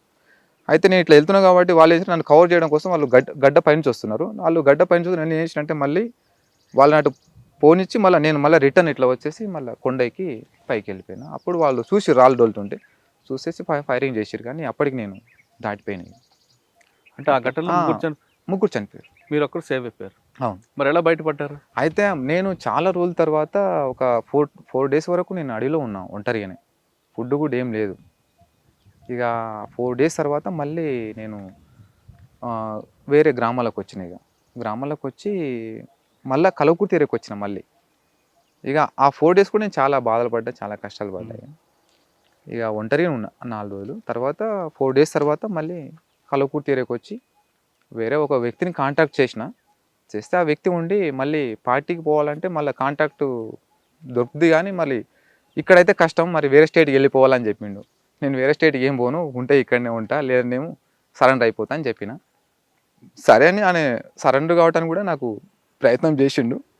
అయితే ఆయన మళ్ళీ నేను వేరే శ్యామ్ అని ఉంటాడు కదా, లొంగిపోయిండు. అప్పటికి మేము బాగా కలిసి పని చేసినప్పుడు శ్యామ్ బాగుండేది, అతనికి ఫోన్ చేసిన. అయితే అప్పటికి ఏంటంటే నేను పోయిన తర్వాత కిషన్ అని సిఐ ఉండే ఇంతకుముందు అచ్చంపేట చేసిండు. ఆయన నా కోసం బాగా తిరుగుతూ ఉన్నాడు. అయితే అప్పటి నాకు బయటికి ఫస్ట్ జైలు నుంచి బయటకు వచ్చిన తర్వాత నాకు ఆయన పరిచయం అయ్యాడు, వ్యక్తిగతంగా కావచ్చు లేకుంటే వేరే మంచి వ్యక్తి అని. ఇక లొంగిపోయిన నక్సలైట్లకు చాలామందికి పునరావాసం కానీ వేరే వేరే రకంగా సాయం చేసేవాడు గవర్నమెంట్ ద్వారా. అయితే నేను పోయిన తర్వాత అతను మా కుటుంబ సభ్యుల కాంటాక్ట్లో ఉన్నాడు. అయితే వచ్చి ఇక శ్యామ్కి ఫోన్ చేసిన. శ్యామ్ ఫోన్ చేస్తే శ్యామ్ ఉండి చెప్పిండు, సరెండర్ అయిపో, మరి సార్ కూడా మాట్లాడతాడంటే మరి కేసులు ఏమైనా పెడతారా ఏందని అడిగిన. కేసులు ఏమి ఉండవు, మాట్లాడదాం వచ్చేయమని చెప్పిండు. చెప్తే ఇక వచ్చేసినాయి. ఇది మీ కథ. కానీ బయట కథ ఏంటంటే AK-47 తీసుకొని మీరు చెప్పిన జాన్ బాబు అలియాస్ అశోక్ కలిశారని, అక్కడ మీకు ఇప్పుడు చెప్పిన ఏ ఆఫీసర్ ఉన్నారో ఆ ఆఫీసర్ తన ఇన్ఫార్మర్ ద్వారా మీకు గ్రిప్లో తీసుకొని మిమ్మల్ని ఎస్కేప్ చేయించి అక్కడ ముగ్గురు ఎన్కౌంటర్ చంపి తర్వాత మిమ్మల్ని సరెండర్ చేసి అప్పుడున్న నాగేందర్ కుమార్ ఎస్పీ గారి ముందు మిమ్మల్ని ప్రొడ్యూస్ చేశారు. ఒక విషయం, నేను పోలీసులతో మిలాఖాతే ఎన్కౌంటర్ చేస్తే నన్ను 10 సంవత్సరాలు జైలు పెట్టాల్సిన అవసరం ఏముంది? కనీసం ఆ కేసు ఉంది కదా. ఏ కేసు? సరే కేసు ఉన్నా కూడా ఇప్పుడు నా కుటుంబ పరిస్థితి ఎట్లా ఉంది కొంచెం ఆలోచించాలి. సరే ఇప్పుడు చాలా రకాలుగా ఎలిగేషన్స్ వస్తూ ఉంటాయి. ఇప్పుడు అంతమంది చనిపోయి ఈయన ఎట్లా దొరికి, ఈయన ఒక్కడు ఎట్లా మిస్ అయ్యిండు, అదే క్వశ్చన్ వాడదంటున్నారు. తప్పుడు సమాచారం అది. ఇప్పుడు పబ్లిక్ కూడా ఏమంటుందంటే విక్రమ్ అనే వ్యక్తి కావాలని పోలీసు కోవట్టుగా మారి పార్టీకి నష్టం చేకూర్చాడు, ఇంతమంది ఇంత పెద్ద ఎన్కౌంటర్లో విక్రమ్ ఒక్కడే ఎలా బయటపడతాడు అనేది పార్టీ కూడా. విక్రమ్కు ఆ ఒక ఎన్కౌంటర్ కాదు కదా, చాలా ఎన్కౌంటర్ తప్పించుకున్న విషయం పార్టీ కూడా తెలుసు. కానీ పార్టీకి ఇచ్చిన సమాచారం తప్పుడు సమాచారం అది అయిండొచ్చు. అది నేను చెప్తున్నా కదా సార్, చాలా చెప్తున్నా. పార్టీకి కొన్ని విషయాలల్లో సమాచారము కరెక్ట్ పోద్ది, కొన్నిసార్లు ఏంటంటే వేరే వాళ్ళ ప్రచారం దుష్ప్రచారం తోటి సమాచారం పోద్ది. ఇదే కరెక్ట్ అనుకొని వాళ్ళు సరే స్టేట్మెంట్ ఇచ్చారు, నేను కూడా చూసిన. కానీ అది ఫాల్స్ స్టేట్మెంట్, అది ఇంకోటి తప్పుడు సమాచారం. అది మీరు అన్నట్లుగా ఒకవేళ ఆ పోలీసులు కలిసి ఉంటే మీరు కొండల్లో గుట్టల్లో ఎందుకు ఉంటారు, హాయిగా సిటీలో ఉండేవారు కదా, వాళ్ళు ఇచ్చే డబ్బులు తీసుకొని. మరి నీళ్లు దొరకకు మాట చెప్తున్నా సార్, నేను 4 days నీళ్ళు దొరకకుంటే నా టాయిలెట్ నేను తాగిన. ఇప్పుడు ఎన్కౌంటర్ అయితే పోలీసు వాళ్ళు మరి నన్ను ఇంకా ఎక్కడో తీసుకుపోయి అంటే సరే రాలేదు దొరకలేదు ఇంకా అని చెప్పి ఎక్కడో పెట్టవచ్చు కదా. 10 సంవత్సరాలు జైల్లో పెట్టిన లైఫ్ అంతా ఎందుకు అంటే నేను ఎందుకు స్మార్ట్ చేస్తారు వాళ్ళు కూడా. తప్పుడు సమాచారం. ఇప్పుడు చెప్తున్నా కదా, కొన్ని విషయాల్లో పార్టీ కూడా మా మిత్రులను కూడా చంపేసిన సంఘటనలు ఉన్నాయి. ఇప్పుడు ఇన్ఫార్మర్ అని చెప్పేసి పార్టీకి ఎవరైతే సహకరిస్తారో అతనే ఇన్ఫార్మర్ అని ఎవడో చెప్తే చంపేసిన వాళ్ళు చాలామంది, అట్లా పార్టీ చంపేసింది అట్లా. మరి తర్వాత తెలుసుకుంది కదా పార్టీ. ఇప్పుడు వీరయ్య సార్ ఉన్నాడు ఇక్కడ, వీరయ్య సార్ అని ఒక టీచర్ ఉండే, టీచర్ ఇక్కడ ఉండే మననూరు, అది ఒటోళ్ళపల్లి. అతను పార్టీకి చాలా పనిచేసిండు. ఆయన పార్టీకి చాలా అంటే ఆయన కనీసం 20 సంవత్సరాలు పార్టీ కోసం పనిచేసిండు, అంటే బయట ఉండి పనిచేసిండు. అక్కడ సుదర్శన్ అనే ఒక జిల్లా కౌంట్ మెంబరు ఎన్కౌంటర్లో ఆయన దొరికిండు, వాళ్ళ ఇంటి దగ్గర దొరికిండు. ఆయన తీసుకుపోయి ఎన్కౌంటర్ చేశారు సుదర్శన్ అన్నని. మరి దొరికింది ఎవరి వీరయ్య సార్ ఇంటి దగ్గర దొరికిర్రు. మరి వీరయ్య సారే అంటే ఆయననే బాధ్యుడు అవుతాడా? కాదు కదా. ఎట్లా విశ్లేషించాలి కదా, ఎంక్వైరీ చేయాలి కదా. వీరయ్య సార్ తీసుకుపోయి ఆయన కూర్చోబెట్టి కొడితే ఆయన ఒకటే, నేను 20 సంవత్సరాలు పనిచేసిన పార్టీకి ఏ రోజు ద్రోహం చేయలేదు, ఏ రోజు ఇన్ఫార్మర్ చేయలేదు.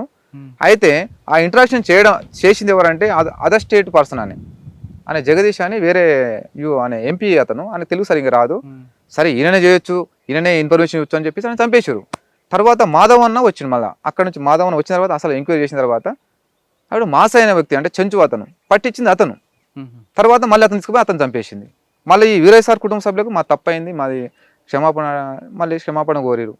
మా తప్పైన కోరితే కదా కుటుంబానికి నష్టం అన్న. అదే కదా, అంటే పార్టీ కొన్ని మిస్టేక్లు పార్టీ కూడా చేస్తుంది.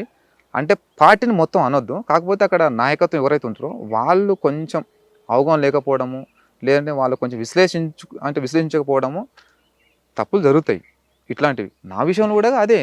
ఇప్పుడు విక్రమ్ ఎన్కౌంటర్ చేసిండు అనేది ఎవరు దుష్ప్రచారం చేయొచ్చు, అదే కరెక్ట్ అని పార్టీ స్టేట్మెంట్ ఇవ్వచ్చు. కానీ నేను చంపితే 10 సంవత్సరాలు జైల్లో ఉండాల్సిన అవసరం లేదు, కనీసం ఉండడానికి ఇల్లు కూడా లేదు నాకు. కనీసం అవునబ్బా గవర్నమెంట్ నాకు ఏమైనా ఇచ్చిందంటే అది కూడా లేదు కదా. నాకు ఇల్లు లేక నేను వేరే వాళ్ళ ఇంట్లో ఉంటున్నా ప్రస్తుతానికి. అంటే మరి నన్ను మరి ఇప్పుడు ఎన్కౌంటర్ చేస్తే నాకు పోలీసులు డబ్బులు ఇస్తారు, తర్వాత నా కుటుంబం సరే నేనంటే జైల్లో ఉంటే నా కుటుంబ సభ్యుల కన్నా ఆర్థికంగా సాయం చేస్తుంది కదా, అవును. అది కూడా లేదు కదా. నాకు ఉన్నది 2 ఎకరాల భూమి, దాని మీద నా ఆధారం, కానీ ఉండడానికి ఇల్లు లేక నేను వేరే పక్క ఊర్లో ఉంటున్నా. తప్పు అది, నేనే ఎన్కౌంటర్ చేసిన అనేది మాత్రం తప్పు అది. ఇప్పుడు బయలు మీద బయటకు వచ్చారు. అవును సార్. ఇప్పుడు మీరు ఏం చేయబోతున్నారు నెక్స్ట్? అంటే మీ కుటుంబం ఎలా ముందు తీసుకెళ్తారు? నా ఆలోచన, నా ప్రణాళిక అంటే ఇప్పుడు ఉన్న జీవితాన్ని సక్రమంగా నడుపుకోవాలి. అమ్మ వృద్ధురాలు, ఆమెను చూసుకోవాలి. ఇక నాకు మా బాబు ఉన్నాడు, బాబుని చూసుకొని ఉన్న 2 ఎకరాల పొలం చేసుకుంటూ నా బతికే నేను బతకాలి అనుకుంటున్నా. మీకు చాలా మంది బయటకు వచ్చిన తర్వాత నయంలా కొంతమంది దారి తప్పుతుంటారు. తప్పుతుంటారు కదా. మీకు అట్లా ఉండాలి, ఎప్పుడైనా ఎదురుపడ్డారా? నాకు అట్లా ఎదురు పడ్డారు, కానీ నేను అట్లాంటిది ఎన్నుకోను. నేను ఎందుకున్నా విక్రమ్ ఎప్పుడు ఆ విధంగా చేద్దాం ప్రయత్నం? లేదు లేదు, నాకు ఆలోచన రాదు నయం గ్యాంగ్లో తిరగాలి, నయం లాగా తయారు కావాలని. ఎందుకంటే నయం ఒక కరుడు కట్టిన ఒక ఉగ్రవాది కంటే అది ప్రమాదకరమైన వ్యక్తి అతను. ఎందుకంటే పార్టీలో కొంతకాలం పనిచేసి బయటికి పోయిండు, తర్వాత అప్పుడు ఉన్న గవర్నమెంట్ అతన్ని ఆ రకంగా మలుచుకొని అతన్ని పార్టీకి వ్యతిరేకంగా తయారు చేసింది, పార్టీని పెద్ద నష్టం చేసిండు. తర్వాత గవర్నమెంట్ అతన్ని ఎన్కౌంటర్ చేసింది. మీకు ఎప్పుడైనా ఎదురుపడ్డాడు నయం? నా ఎదురుపడ్డాడంటే ఇప్పుడు మా కోసం తిరిగేవాడు, మేము ఆయన కోసం తిరిగేటోళ్ళం చంపాలని. చాలాసార్లు ఇదే రోడ్డుకు చాలాసార్లు వచ్చి కూర్చునేది, కానీ దొరకకపోయేది. నయం చంపడానికి ప్లాన్ చేశారు? చేసాం, దొరికితే చంపేసేవాళ్ళం. మరి ఎందుకు మీకు మిస్ అయ్యాడు? ఎలా అంటే అతనికి ఉన్న నెట్వర్క్ అట్లా ఉండే. మాకేందంటే మాకు గ్రామాల నుంచి మాకు కొంత సమాచారం, అంటే గ్రామాల నుంచి కొంత సమాచారం ఉండేది కానీ పర్టికులర్గా అనేది మాకు సమాచారం లేకపోవడం వల్ల అతన్ని మేము కొట్టలేకపోయినాం. కరెక్ట్గా మాకు సమాచారం ఉంటే కొట్టేస్తుంటే. ఎప్పుడు ఒక సంగతి చెప్పండి, ఆయన వస్తాడని వెయిట్ చేస్తాం. ఇక్కడ ఒటోలపల్లె ఉంది కదా, ఒటోలపల్లె అనే అంటే 1 మంత్కు ఒకసారి అక్కడికి వస్తాడు. అతనికి సంబంధించిన మనుషులను అక్కడ పిలిపించుకొని అక్కడ మాట్లాడతాడు అనమాట. అట్లా మేము ప్లాటూన్ వెళ్ళినాం మనం. కానీ 2 days మేము ఆయన కోసం, సాంబశివుడు కూడా ఉన్నాడు అప్పుడు, మేము టీం వెళ్ళి అక్కడ అంబుజ్ చేసినాం అతని కోసం. అక్కడ వచ్చి అక్కడ వెహికల్స్ ఎక్కడ ఆగుతుంది ఏందని చూస్తే రాలేదు. ఆ టైంలో దొరికితే కొట్టేసేవాళ్ళం. మొత్తం మీ సర్వీస్లో, పార్టీలో టైంలో మీకు బాగా నచ్చిన పోలీస్ ఆఫీసర్ చెప్పండి. ఇబ్బంది పెట్టే ఆఫీసర్ ఎవరు? మిమ్మల్ని అర్థం చేసుకొని మీకు ఆదరించే ఆఫీసర్ ఎవరు? సార్ నాకు తెలిసిన ఆఫీసర్లలో అంటే నాకు హెల్ప్ చేసిన ఆఫీసర్ సార్, సరే పోలీసులు అనగానే అందరూ శత్రువులు అయితే కాదు, అందులో మంచి వాళ్ళు ఉంటారు, కొంత వాళ్ళకు నచ్చినట్టుగా వాళ్ళ మాన్యువల్ ప్రకారం పోవాలనుకునే వాళ్ళు ఉంటారు, కొందరేం ఉదారవాదం, అందరూ కూడా అట్లా ఉండరు. ఎందుకన్నా సార్, నేను జైల్లో ఉన్నప్పుడు చెల్లపల్లి జైల్లో నేను లైఫ్ బడి నేను ఉన్నా. మా దగ్గర 7-8 సంవత్సరాల తర్వాత అసలు నా భార్య పిల్లలు కానీ మా అమ్మ కానీ కాస్త బతకలేని పరిస్థితి. అసలు వాళ్ళకు ఎలాంటి మానసికంగా ధైర్యం ఇచ్చేవాళ్ళు కూడా లేరు ఆ టైంలో. కానీ నేను జైలు నుంచి పెరోల్ పేపర్లు పెట్టుకున్నా సార్. అదే నాగర్ కర్నూల్ ఎస్పీ అనే పేరు మనోహర్ సార్. మనోహర్ సార్, అతనికి నేను చెప్తున్నా కదా, చాలా చాలా థ్యాంక్స్ చెప్తున్నా సార్కు. అతను ఎవరు నాకు తెలుసు, నేనెవరో సార్ తెలుసు, కానీ ఎప్పుడు మేము పేస్ట్ మాట్లాడుకుని లేదు. విక్రమ్ అంటే సార్కు తెలుసు, సరే మనోహర్ సార్ అంటే నాకు తెలుసు, కానీ ఏ రోజు మేము వ్యక్తిగతంగా ఎదురుపడి మాట్లాడుకుని లేదు. అదే విషయం ఏంటంటే మా కుటుంబ సభ్యులు పిఎస్కు పేపర్లు పెడితే వీళ్ళు చేయను అన్నారు, పోలీసు వాళ్ళు SICA చేయను అన్నారు. ఉంటారు కదా ఊర్లో కొంచెం ఒకరిద్దరు చోటపోటే చిన్న లీడర్లు ఉంటారు కదా, మనం అంటే పార్టీ అంటే పడని వాళ్ళు ఉంటారు కదా, ప్రజా వ్యతిరేకులు, వాళ్ళు సార్ వస్తే మళ్ళీ ఉండడు, మళ్ళీ వెళ్ళిపోతాడు అని వాళ్ళకు కూడా తప్పుడు సమాచారం ఇచ్చిండు. సరే నా కోసం మా అమ్మ చాలా కష్టపడ్డది. మళ్ళీ నేను చెప్పిన అమ్మ ఎస్పీ దగ్గరికి పోమని చెప్పిన, ఆ అమ్మ ఎస్పీ దగ్గరికి పోయిన తర్వాత అడిగింది. ఇక నేను ఉండి చాలా ఆలోచించు నాన్న కూడా, ఇక ఆలోచించి SIకి ఫోన్ చేసి చెప్పిండంట, SCIకి ఉండి పేపర్లు చేయండి అతని విక్రమ్ అంటే, లేదు సార్ ఆయన బయటకు వస్తే వెళ్ళిపోతాడు సార్ అట్లేటంటే, అరే ఎంతోమంది లొంగిపోయి ఎవరు బతుకులు వాళ్ళు బతున్నారు కదా, ఆయన లాస్ట్ ఒక్కడు దొరికింది కాబట్టి ఆయన మొత్తం బలి చేశారు, చేయండి వచ్చి ఆయన భార్య పిల్లలతోని తల్లి చూసుకుంటాడు, మళ్ళీ వెళ్ళిపోతాడు, టైంకి వెళ్ళిపోతాడు కదా అంటే ఆయన పేపర్లు చేయించాడు సార్, పెరోల్ పేపర్లు. ఆయన చెప్తున్నా చాలా, నేను చెప్తున్నా కదా, ఆయన దేవుళ్ళు అంటే దేవుడిని నమ్మ కానీ దేవుళ్ళు లాంటి మనిషి అనుకో, ఆయన ఎక్కడో తెలియదు. ఇక నాకు లైఫ్లో అనుకున్నా సార్, అట్లాంటి ఆఫీసర్లు ప్రతి జిల్లాలో ఉంటే సమస్యలు అనేవి రావు, అంటే ప్రజలకు ఎలాంటి సమస్యలు రావు. అట్లాంటి ఆఫీసర్ ఉండాలి, కానీ అట్లాంటి ఆఫీసర్ పోలీసులో కాదు, రాజకీయ నాయకుడు కూడా ఉండాలి. అప్పుడే ప్రజలకు సామాజిక న్యాయం జరుగుద్ది. బాగా ఇబ్బంది పెట్టే ఆఫీసర్? ఇబ్బంది అంటే అప్పుడు నేను స్టార్టింగ్ పోయినప్పుడు చాలా ఇబ్బంది పెట్టారు. చాలాసార్లు ఇక కుటుంబ సభ్యులను హింసించే వాళ్ళు బాగా ఇబ్బంది పెట్టారు. చాలా ఎదుర్కొన్నది. ఆర్థికంగా చాలా నష్టపోయింది కుటుంబం. కొంచెం ఊరి అంటే వ్యవసాయం మొత్తం బంద్ చేసి వేరే ఊరికి కూడా వెళ్ళిపోయిన పరిస్థితి. బాగా ఎవరు పెంచాలి అది అంతోనప్ప అని ఒక సీఐ ఉండే డీఎస్పీ. నేను సెకండ్ టైం పోయినప్పుడు బాగా హింసించాడు మా కుటుంబాన్ని. బాగా బూతులు మాట్లాడేవాడు. అమ్మని నేను సెకండ్ టైం పోయినప్పుడు నాకు బాబు 6 మంత్ చిన్న బాబు ఉండే. ఇక బాగా వర్షం వస్తున్నా కూడా ఇంటికాడ నుంచి తీసుకుపోయి స్టేషన్లో కూర్చోబెట్టి మా బాబుకు జ్వరం వచ్చినా కూడా వదలకుండా బాగా బూతులు తిట్టి బాగా ఇబ్బంది పెట్టిండు కుటుంబాన్ని. మనోహర్ లాంటి వాళ్ళు మంచి వాళ్ళు ఉన్నారు, అవును, ఆంటోనాపోలి వాళ్ళు చెడ్డ వాళ్ళు ఉన్నారు. అతను కూడా ఏం చెడ్డవాడు కాదు. ఆయన ధర్మం అంతే, ఆయన వృత్తిరీత్యా ఆయన అట్లా చేస్తున్నాడు అంతే, చేసిండు అంతే. కానీ ఎవరు కూడా నక్సలైట్లు అంటే చంపాలి, వాళ్ళని హింసించాలని ఎవరికి ఉండదు, కొంత ఉంటుంది. ఓకే, చివరిగా చెప్పండి, పార్టీ ఒకప్పుడు పట్టున్న నల్లమల ఏరియాలో ఇక్కడ నుంచి ఏఓపికి వెళ్ళడానికి ప్రధాన కారణం ఏమనుకోవచ్చు? అంటే ప్రజల నుంచి సహకారం దూరం అయిందా? ప్రజల నుంచి సహకారం దూరం కాలేదు, పార్టీ దానికి. అయితే ఇక్కడ పార్టీ బలంగా ఉన్నప్పుడు కానీ తర్వాత బలహీన అయినప్పటికీ కానీ అసలు పార్టీ ఇక్కడ నుంచి వెళ్ళిపోవటానికి కొన్ని కారణాలు ఉన్నాయి. ఎందుకంటే ప్రజల ఆదరణ ఉన్నాయి సార్, కాకపోతే ప్రజలకు నాయకత్వం వహించి వాళ్ళని ఉద్యమాల వైపు నడిపించలేకపోవడమే పార్టీ నష్టపోయింది. అచ్చా, నాయకత్వ లోపం.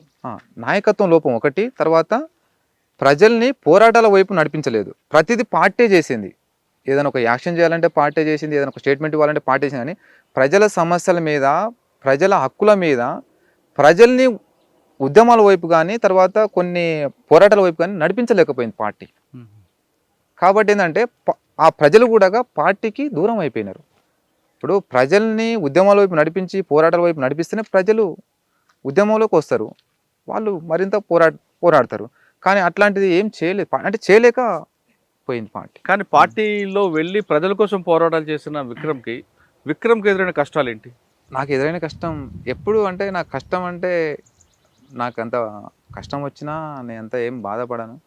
నాకు భయం అంటూ కూడా ఏం తెలియదు నాకు ఇంతవరకు.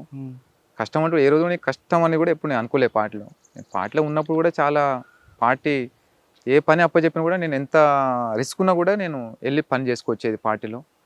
పార్టీ కంటే కూడా నేను చాలా నమ్మకం పార్టీకి. కానీ పార్టీలో మీకు కష్టాలు ఎదురవ్వలేదు? కష్టాలే ఉంటాయి, అంటే నాకు కష్టం అనిపిస్తలేదు. ఎందుకంటే నేను ఇష్టంతో ఎన్నుకున్న మార్గం కూడా నాకు కష్టం కాదు. అది ఇష్టపడి లోపలికి వెళ్ళారు కూడా, కష్టం కూడా అదే కదా. ఇప్పుడు మీరు అడిగేది ఏంటంటే, ఇప్పుడు కష్టం ఎప్పుడు ఎదురగాలంటే మేము ఉన్నదే కష్టం, అంటే మీ ఇష్టం కష్టాలని ఇష్టంతోనే స్వీకరించినాం, అది మాకు కష్టం అనిపించదు కదా.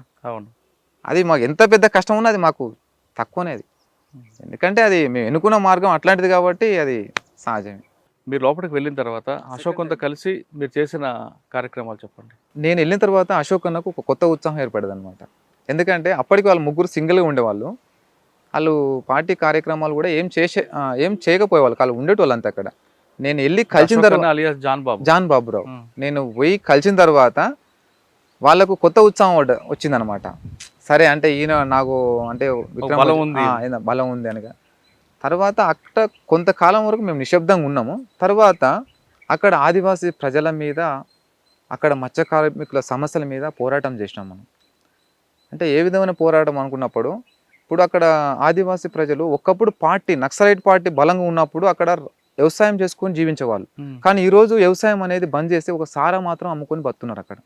కానీ గిరిజనేతలు ఉన్నారు కదా, వాళ్ళు వేరే దగ్గర నుంచి ఇక్కడ తండలలోకి వచ్చేసి, అంటే గుడలోకి వచ్చేసి వీళ్ళ భూములు మొత్తం వాళ్ళు ఆక్రమించుకొని వీళ్ళు భూ యజమానులు వీళ్ళు అయిపోయినారు, వాళ్ళు కింద పనిచేసేలాగా అయిపోయారు అన్నమాట.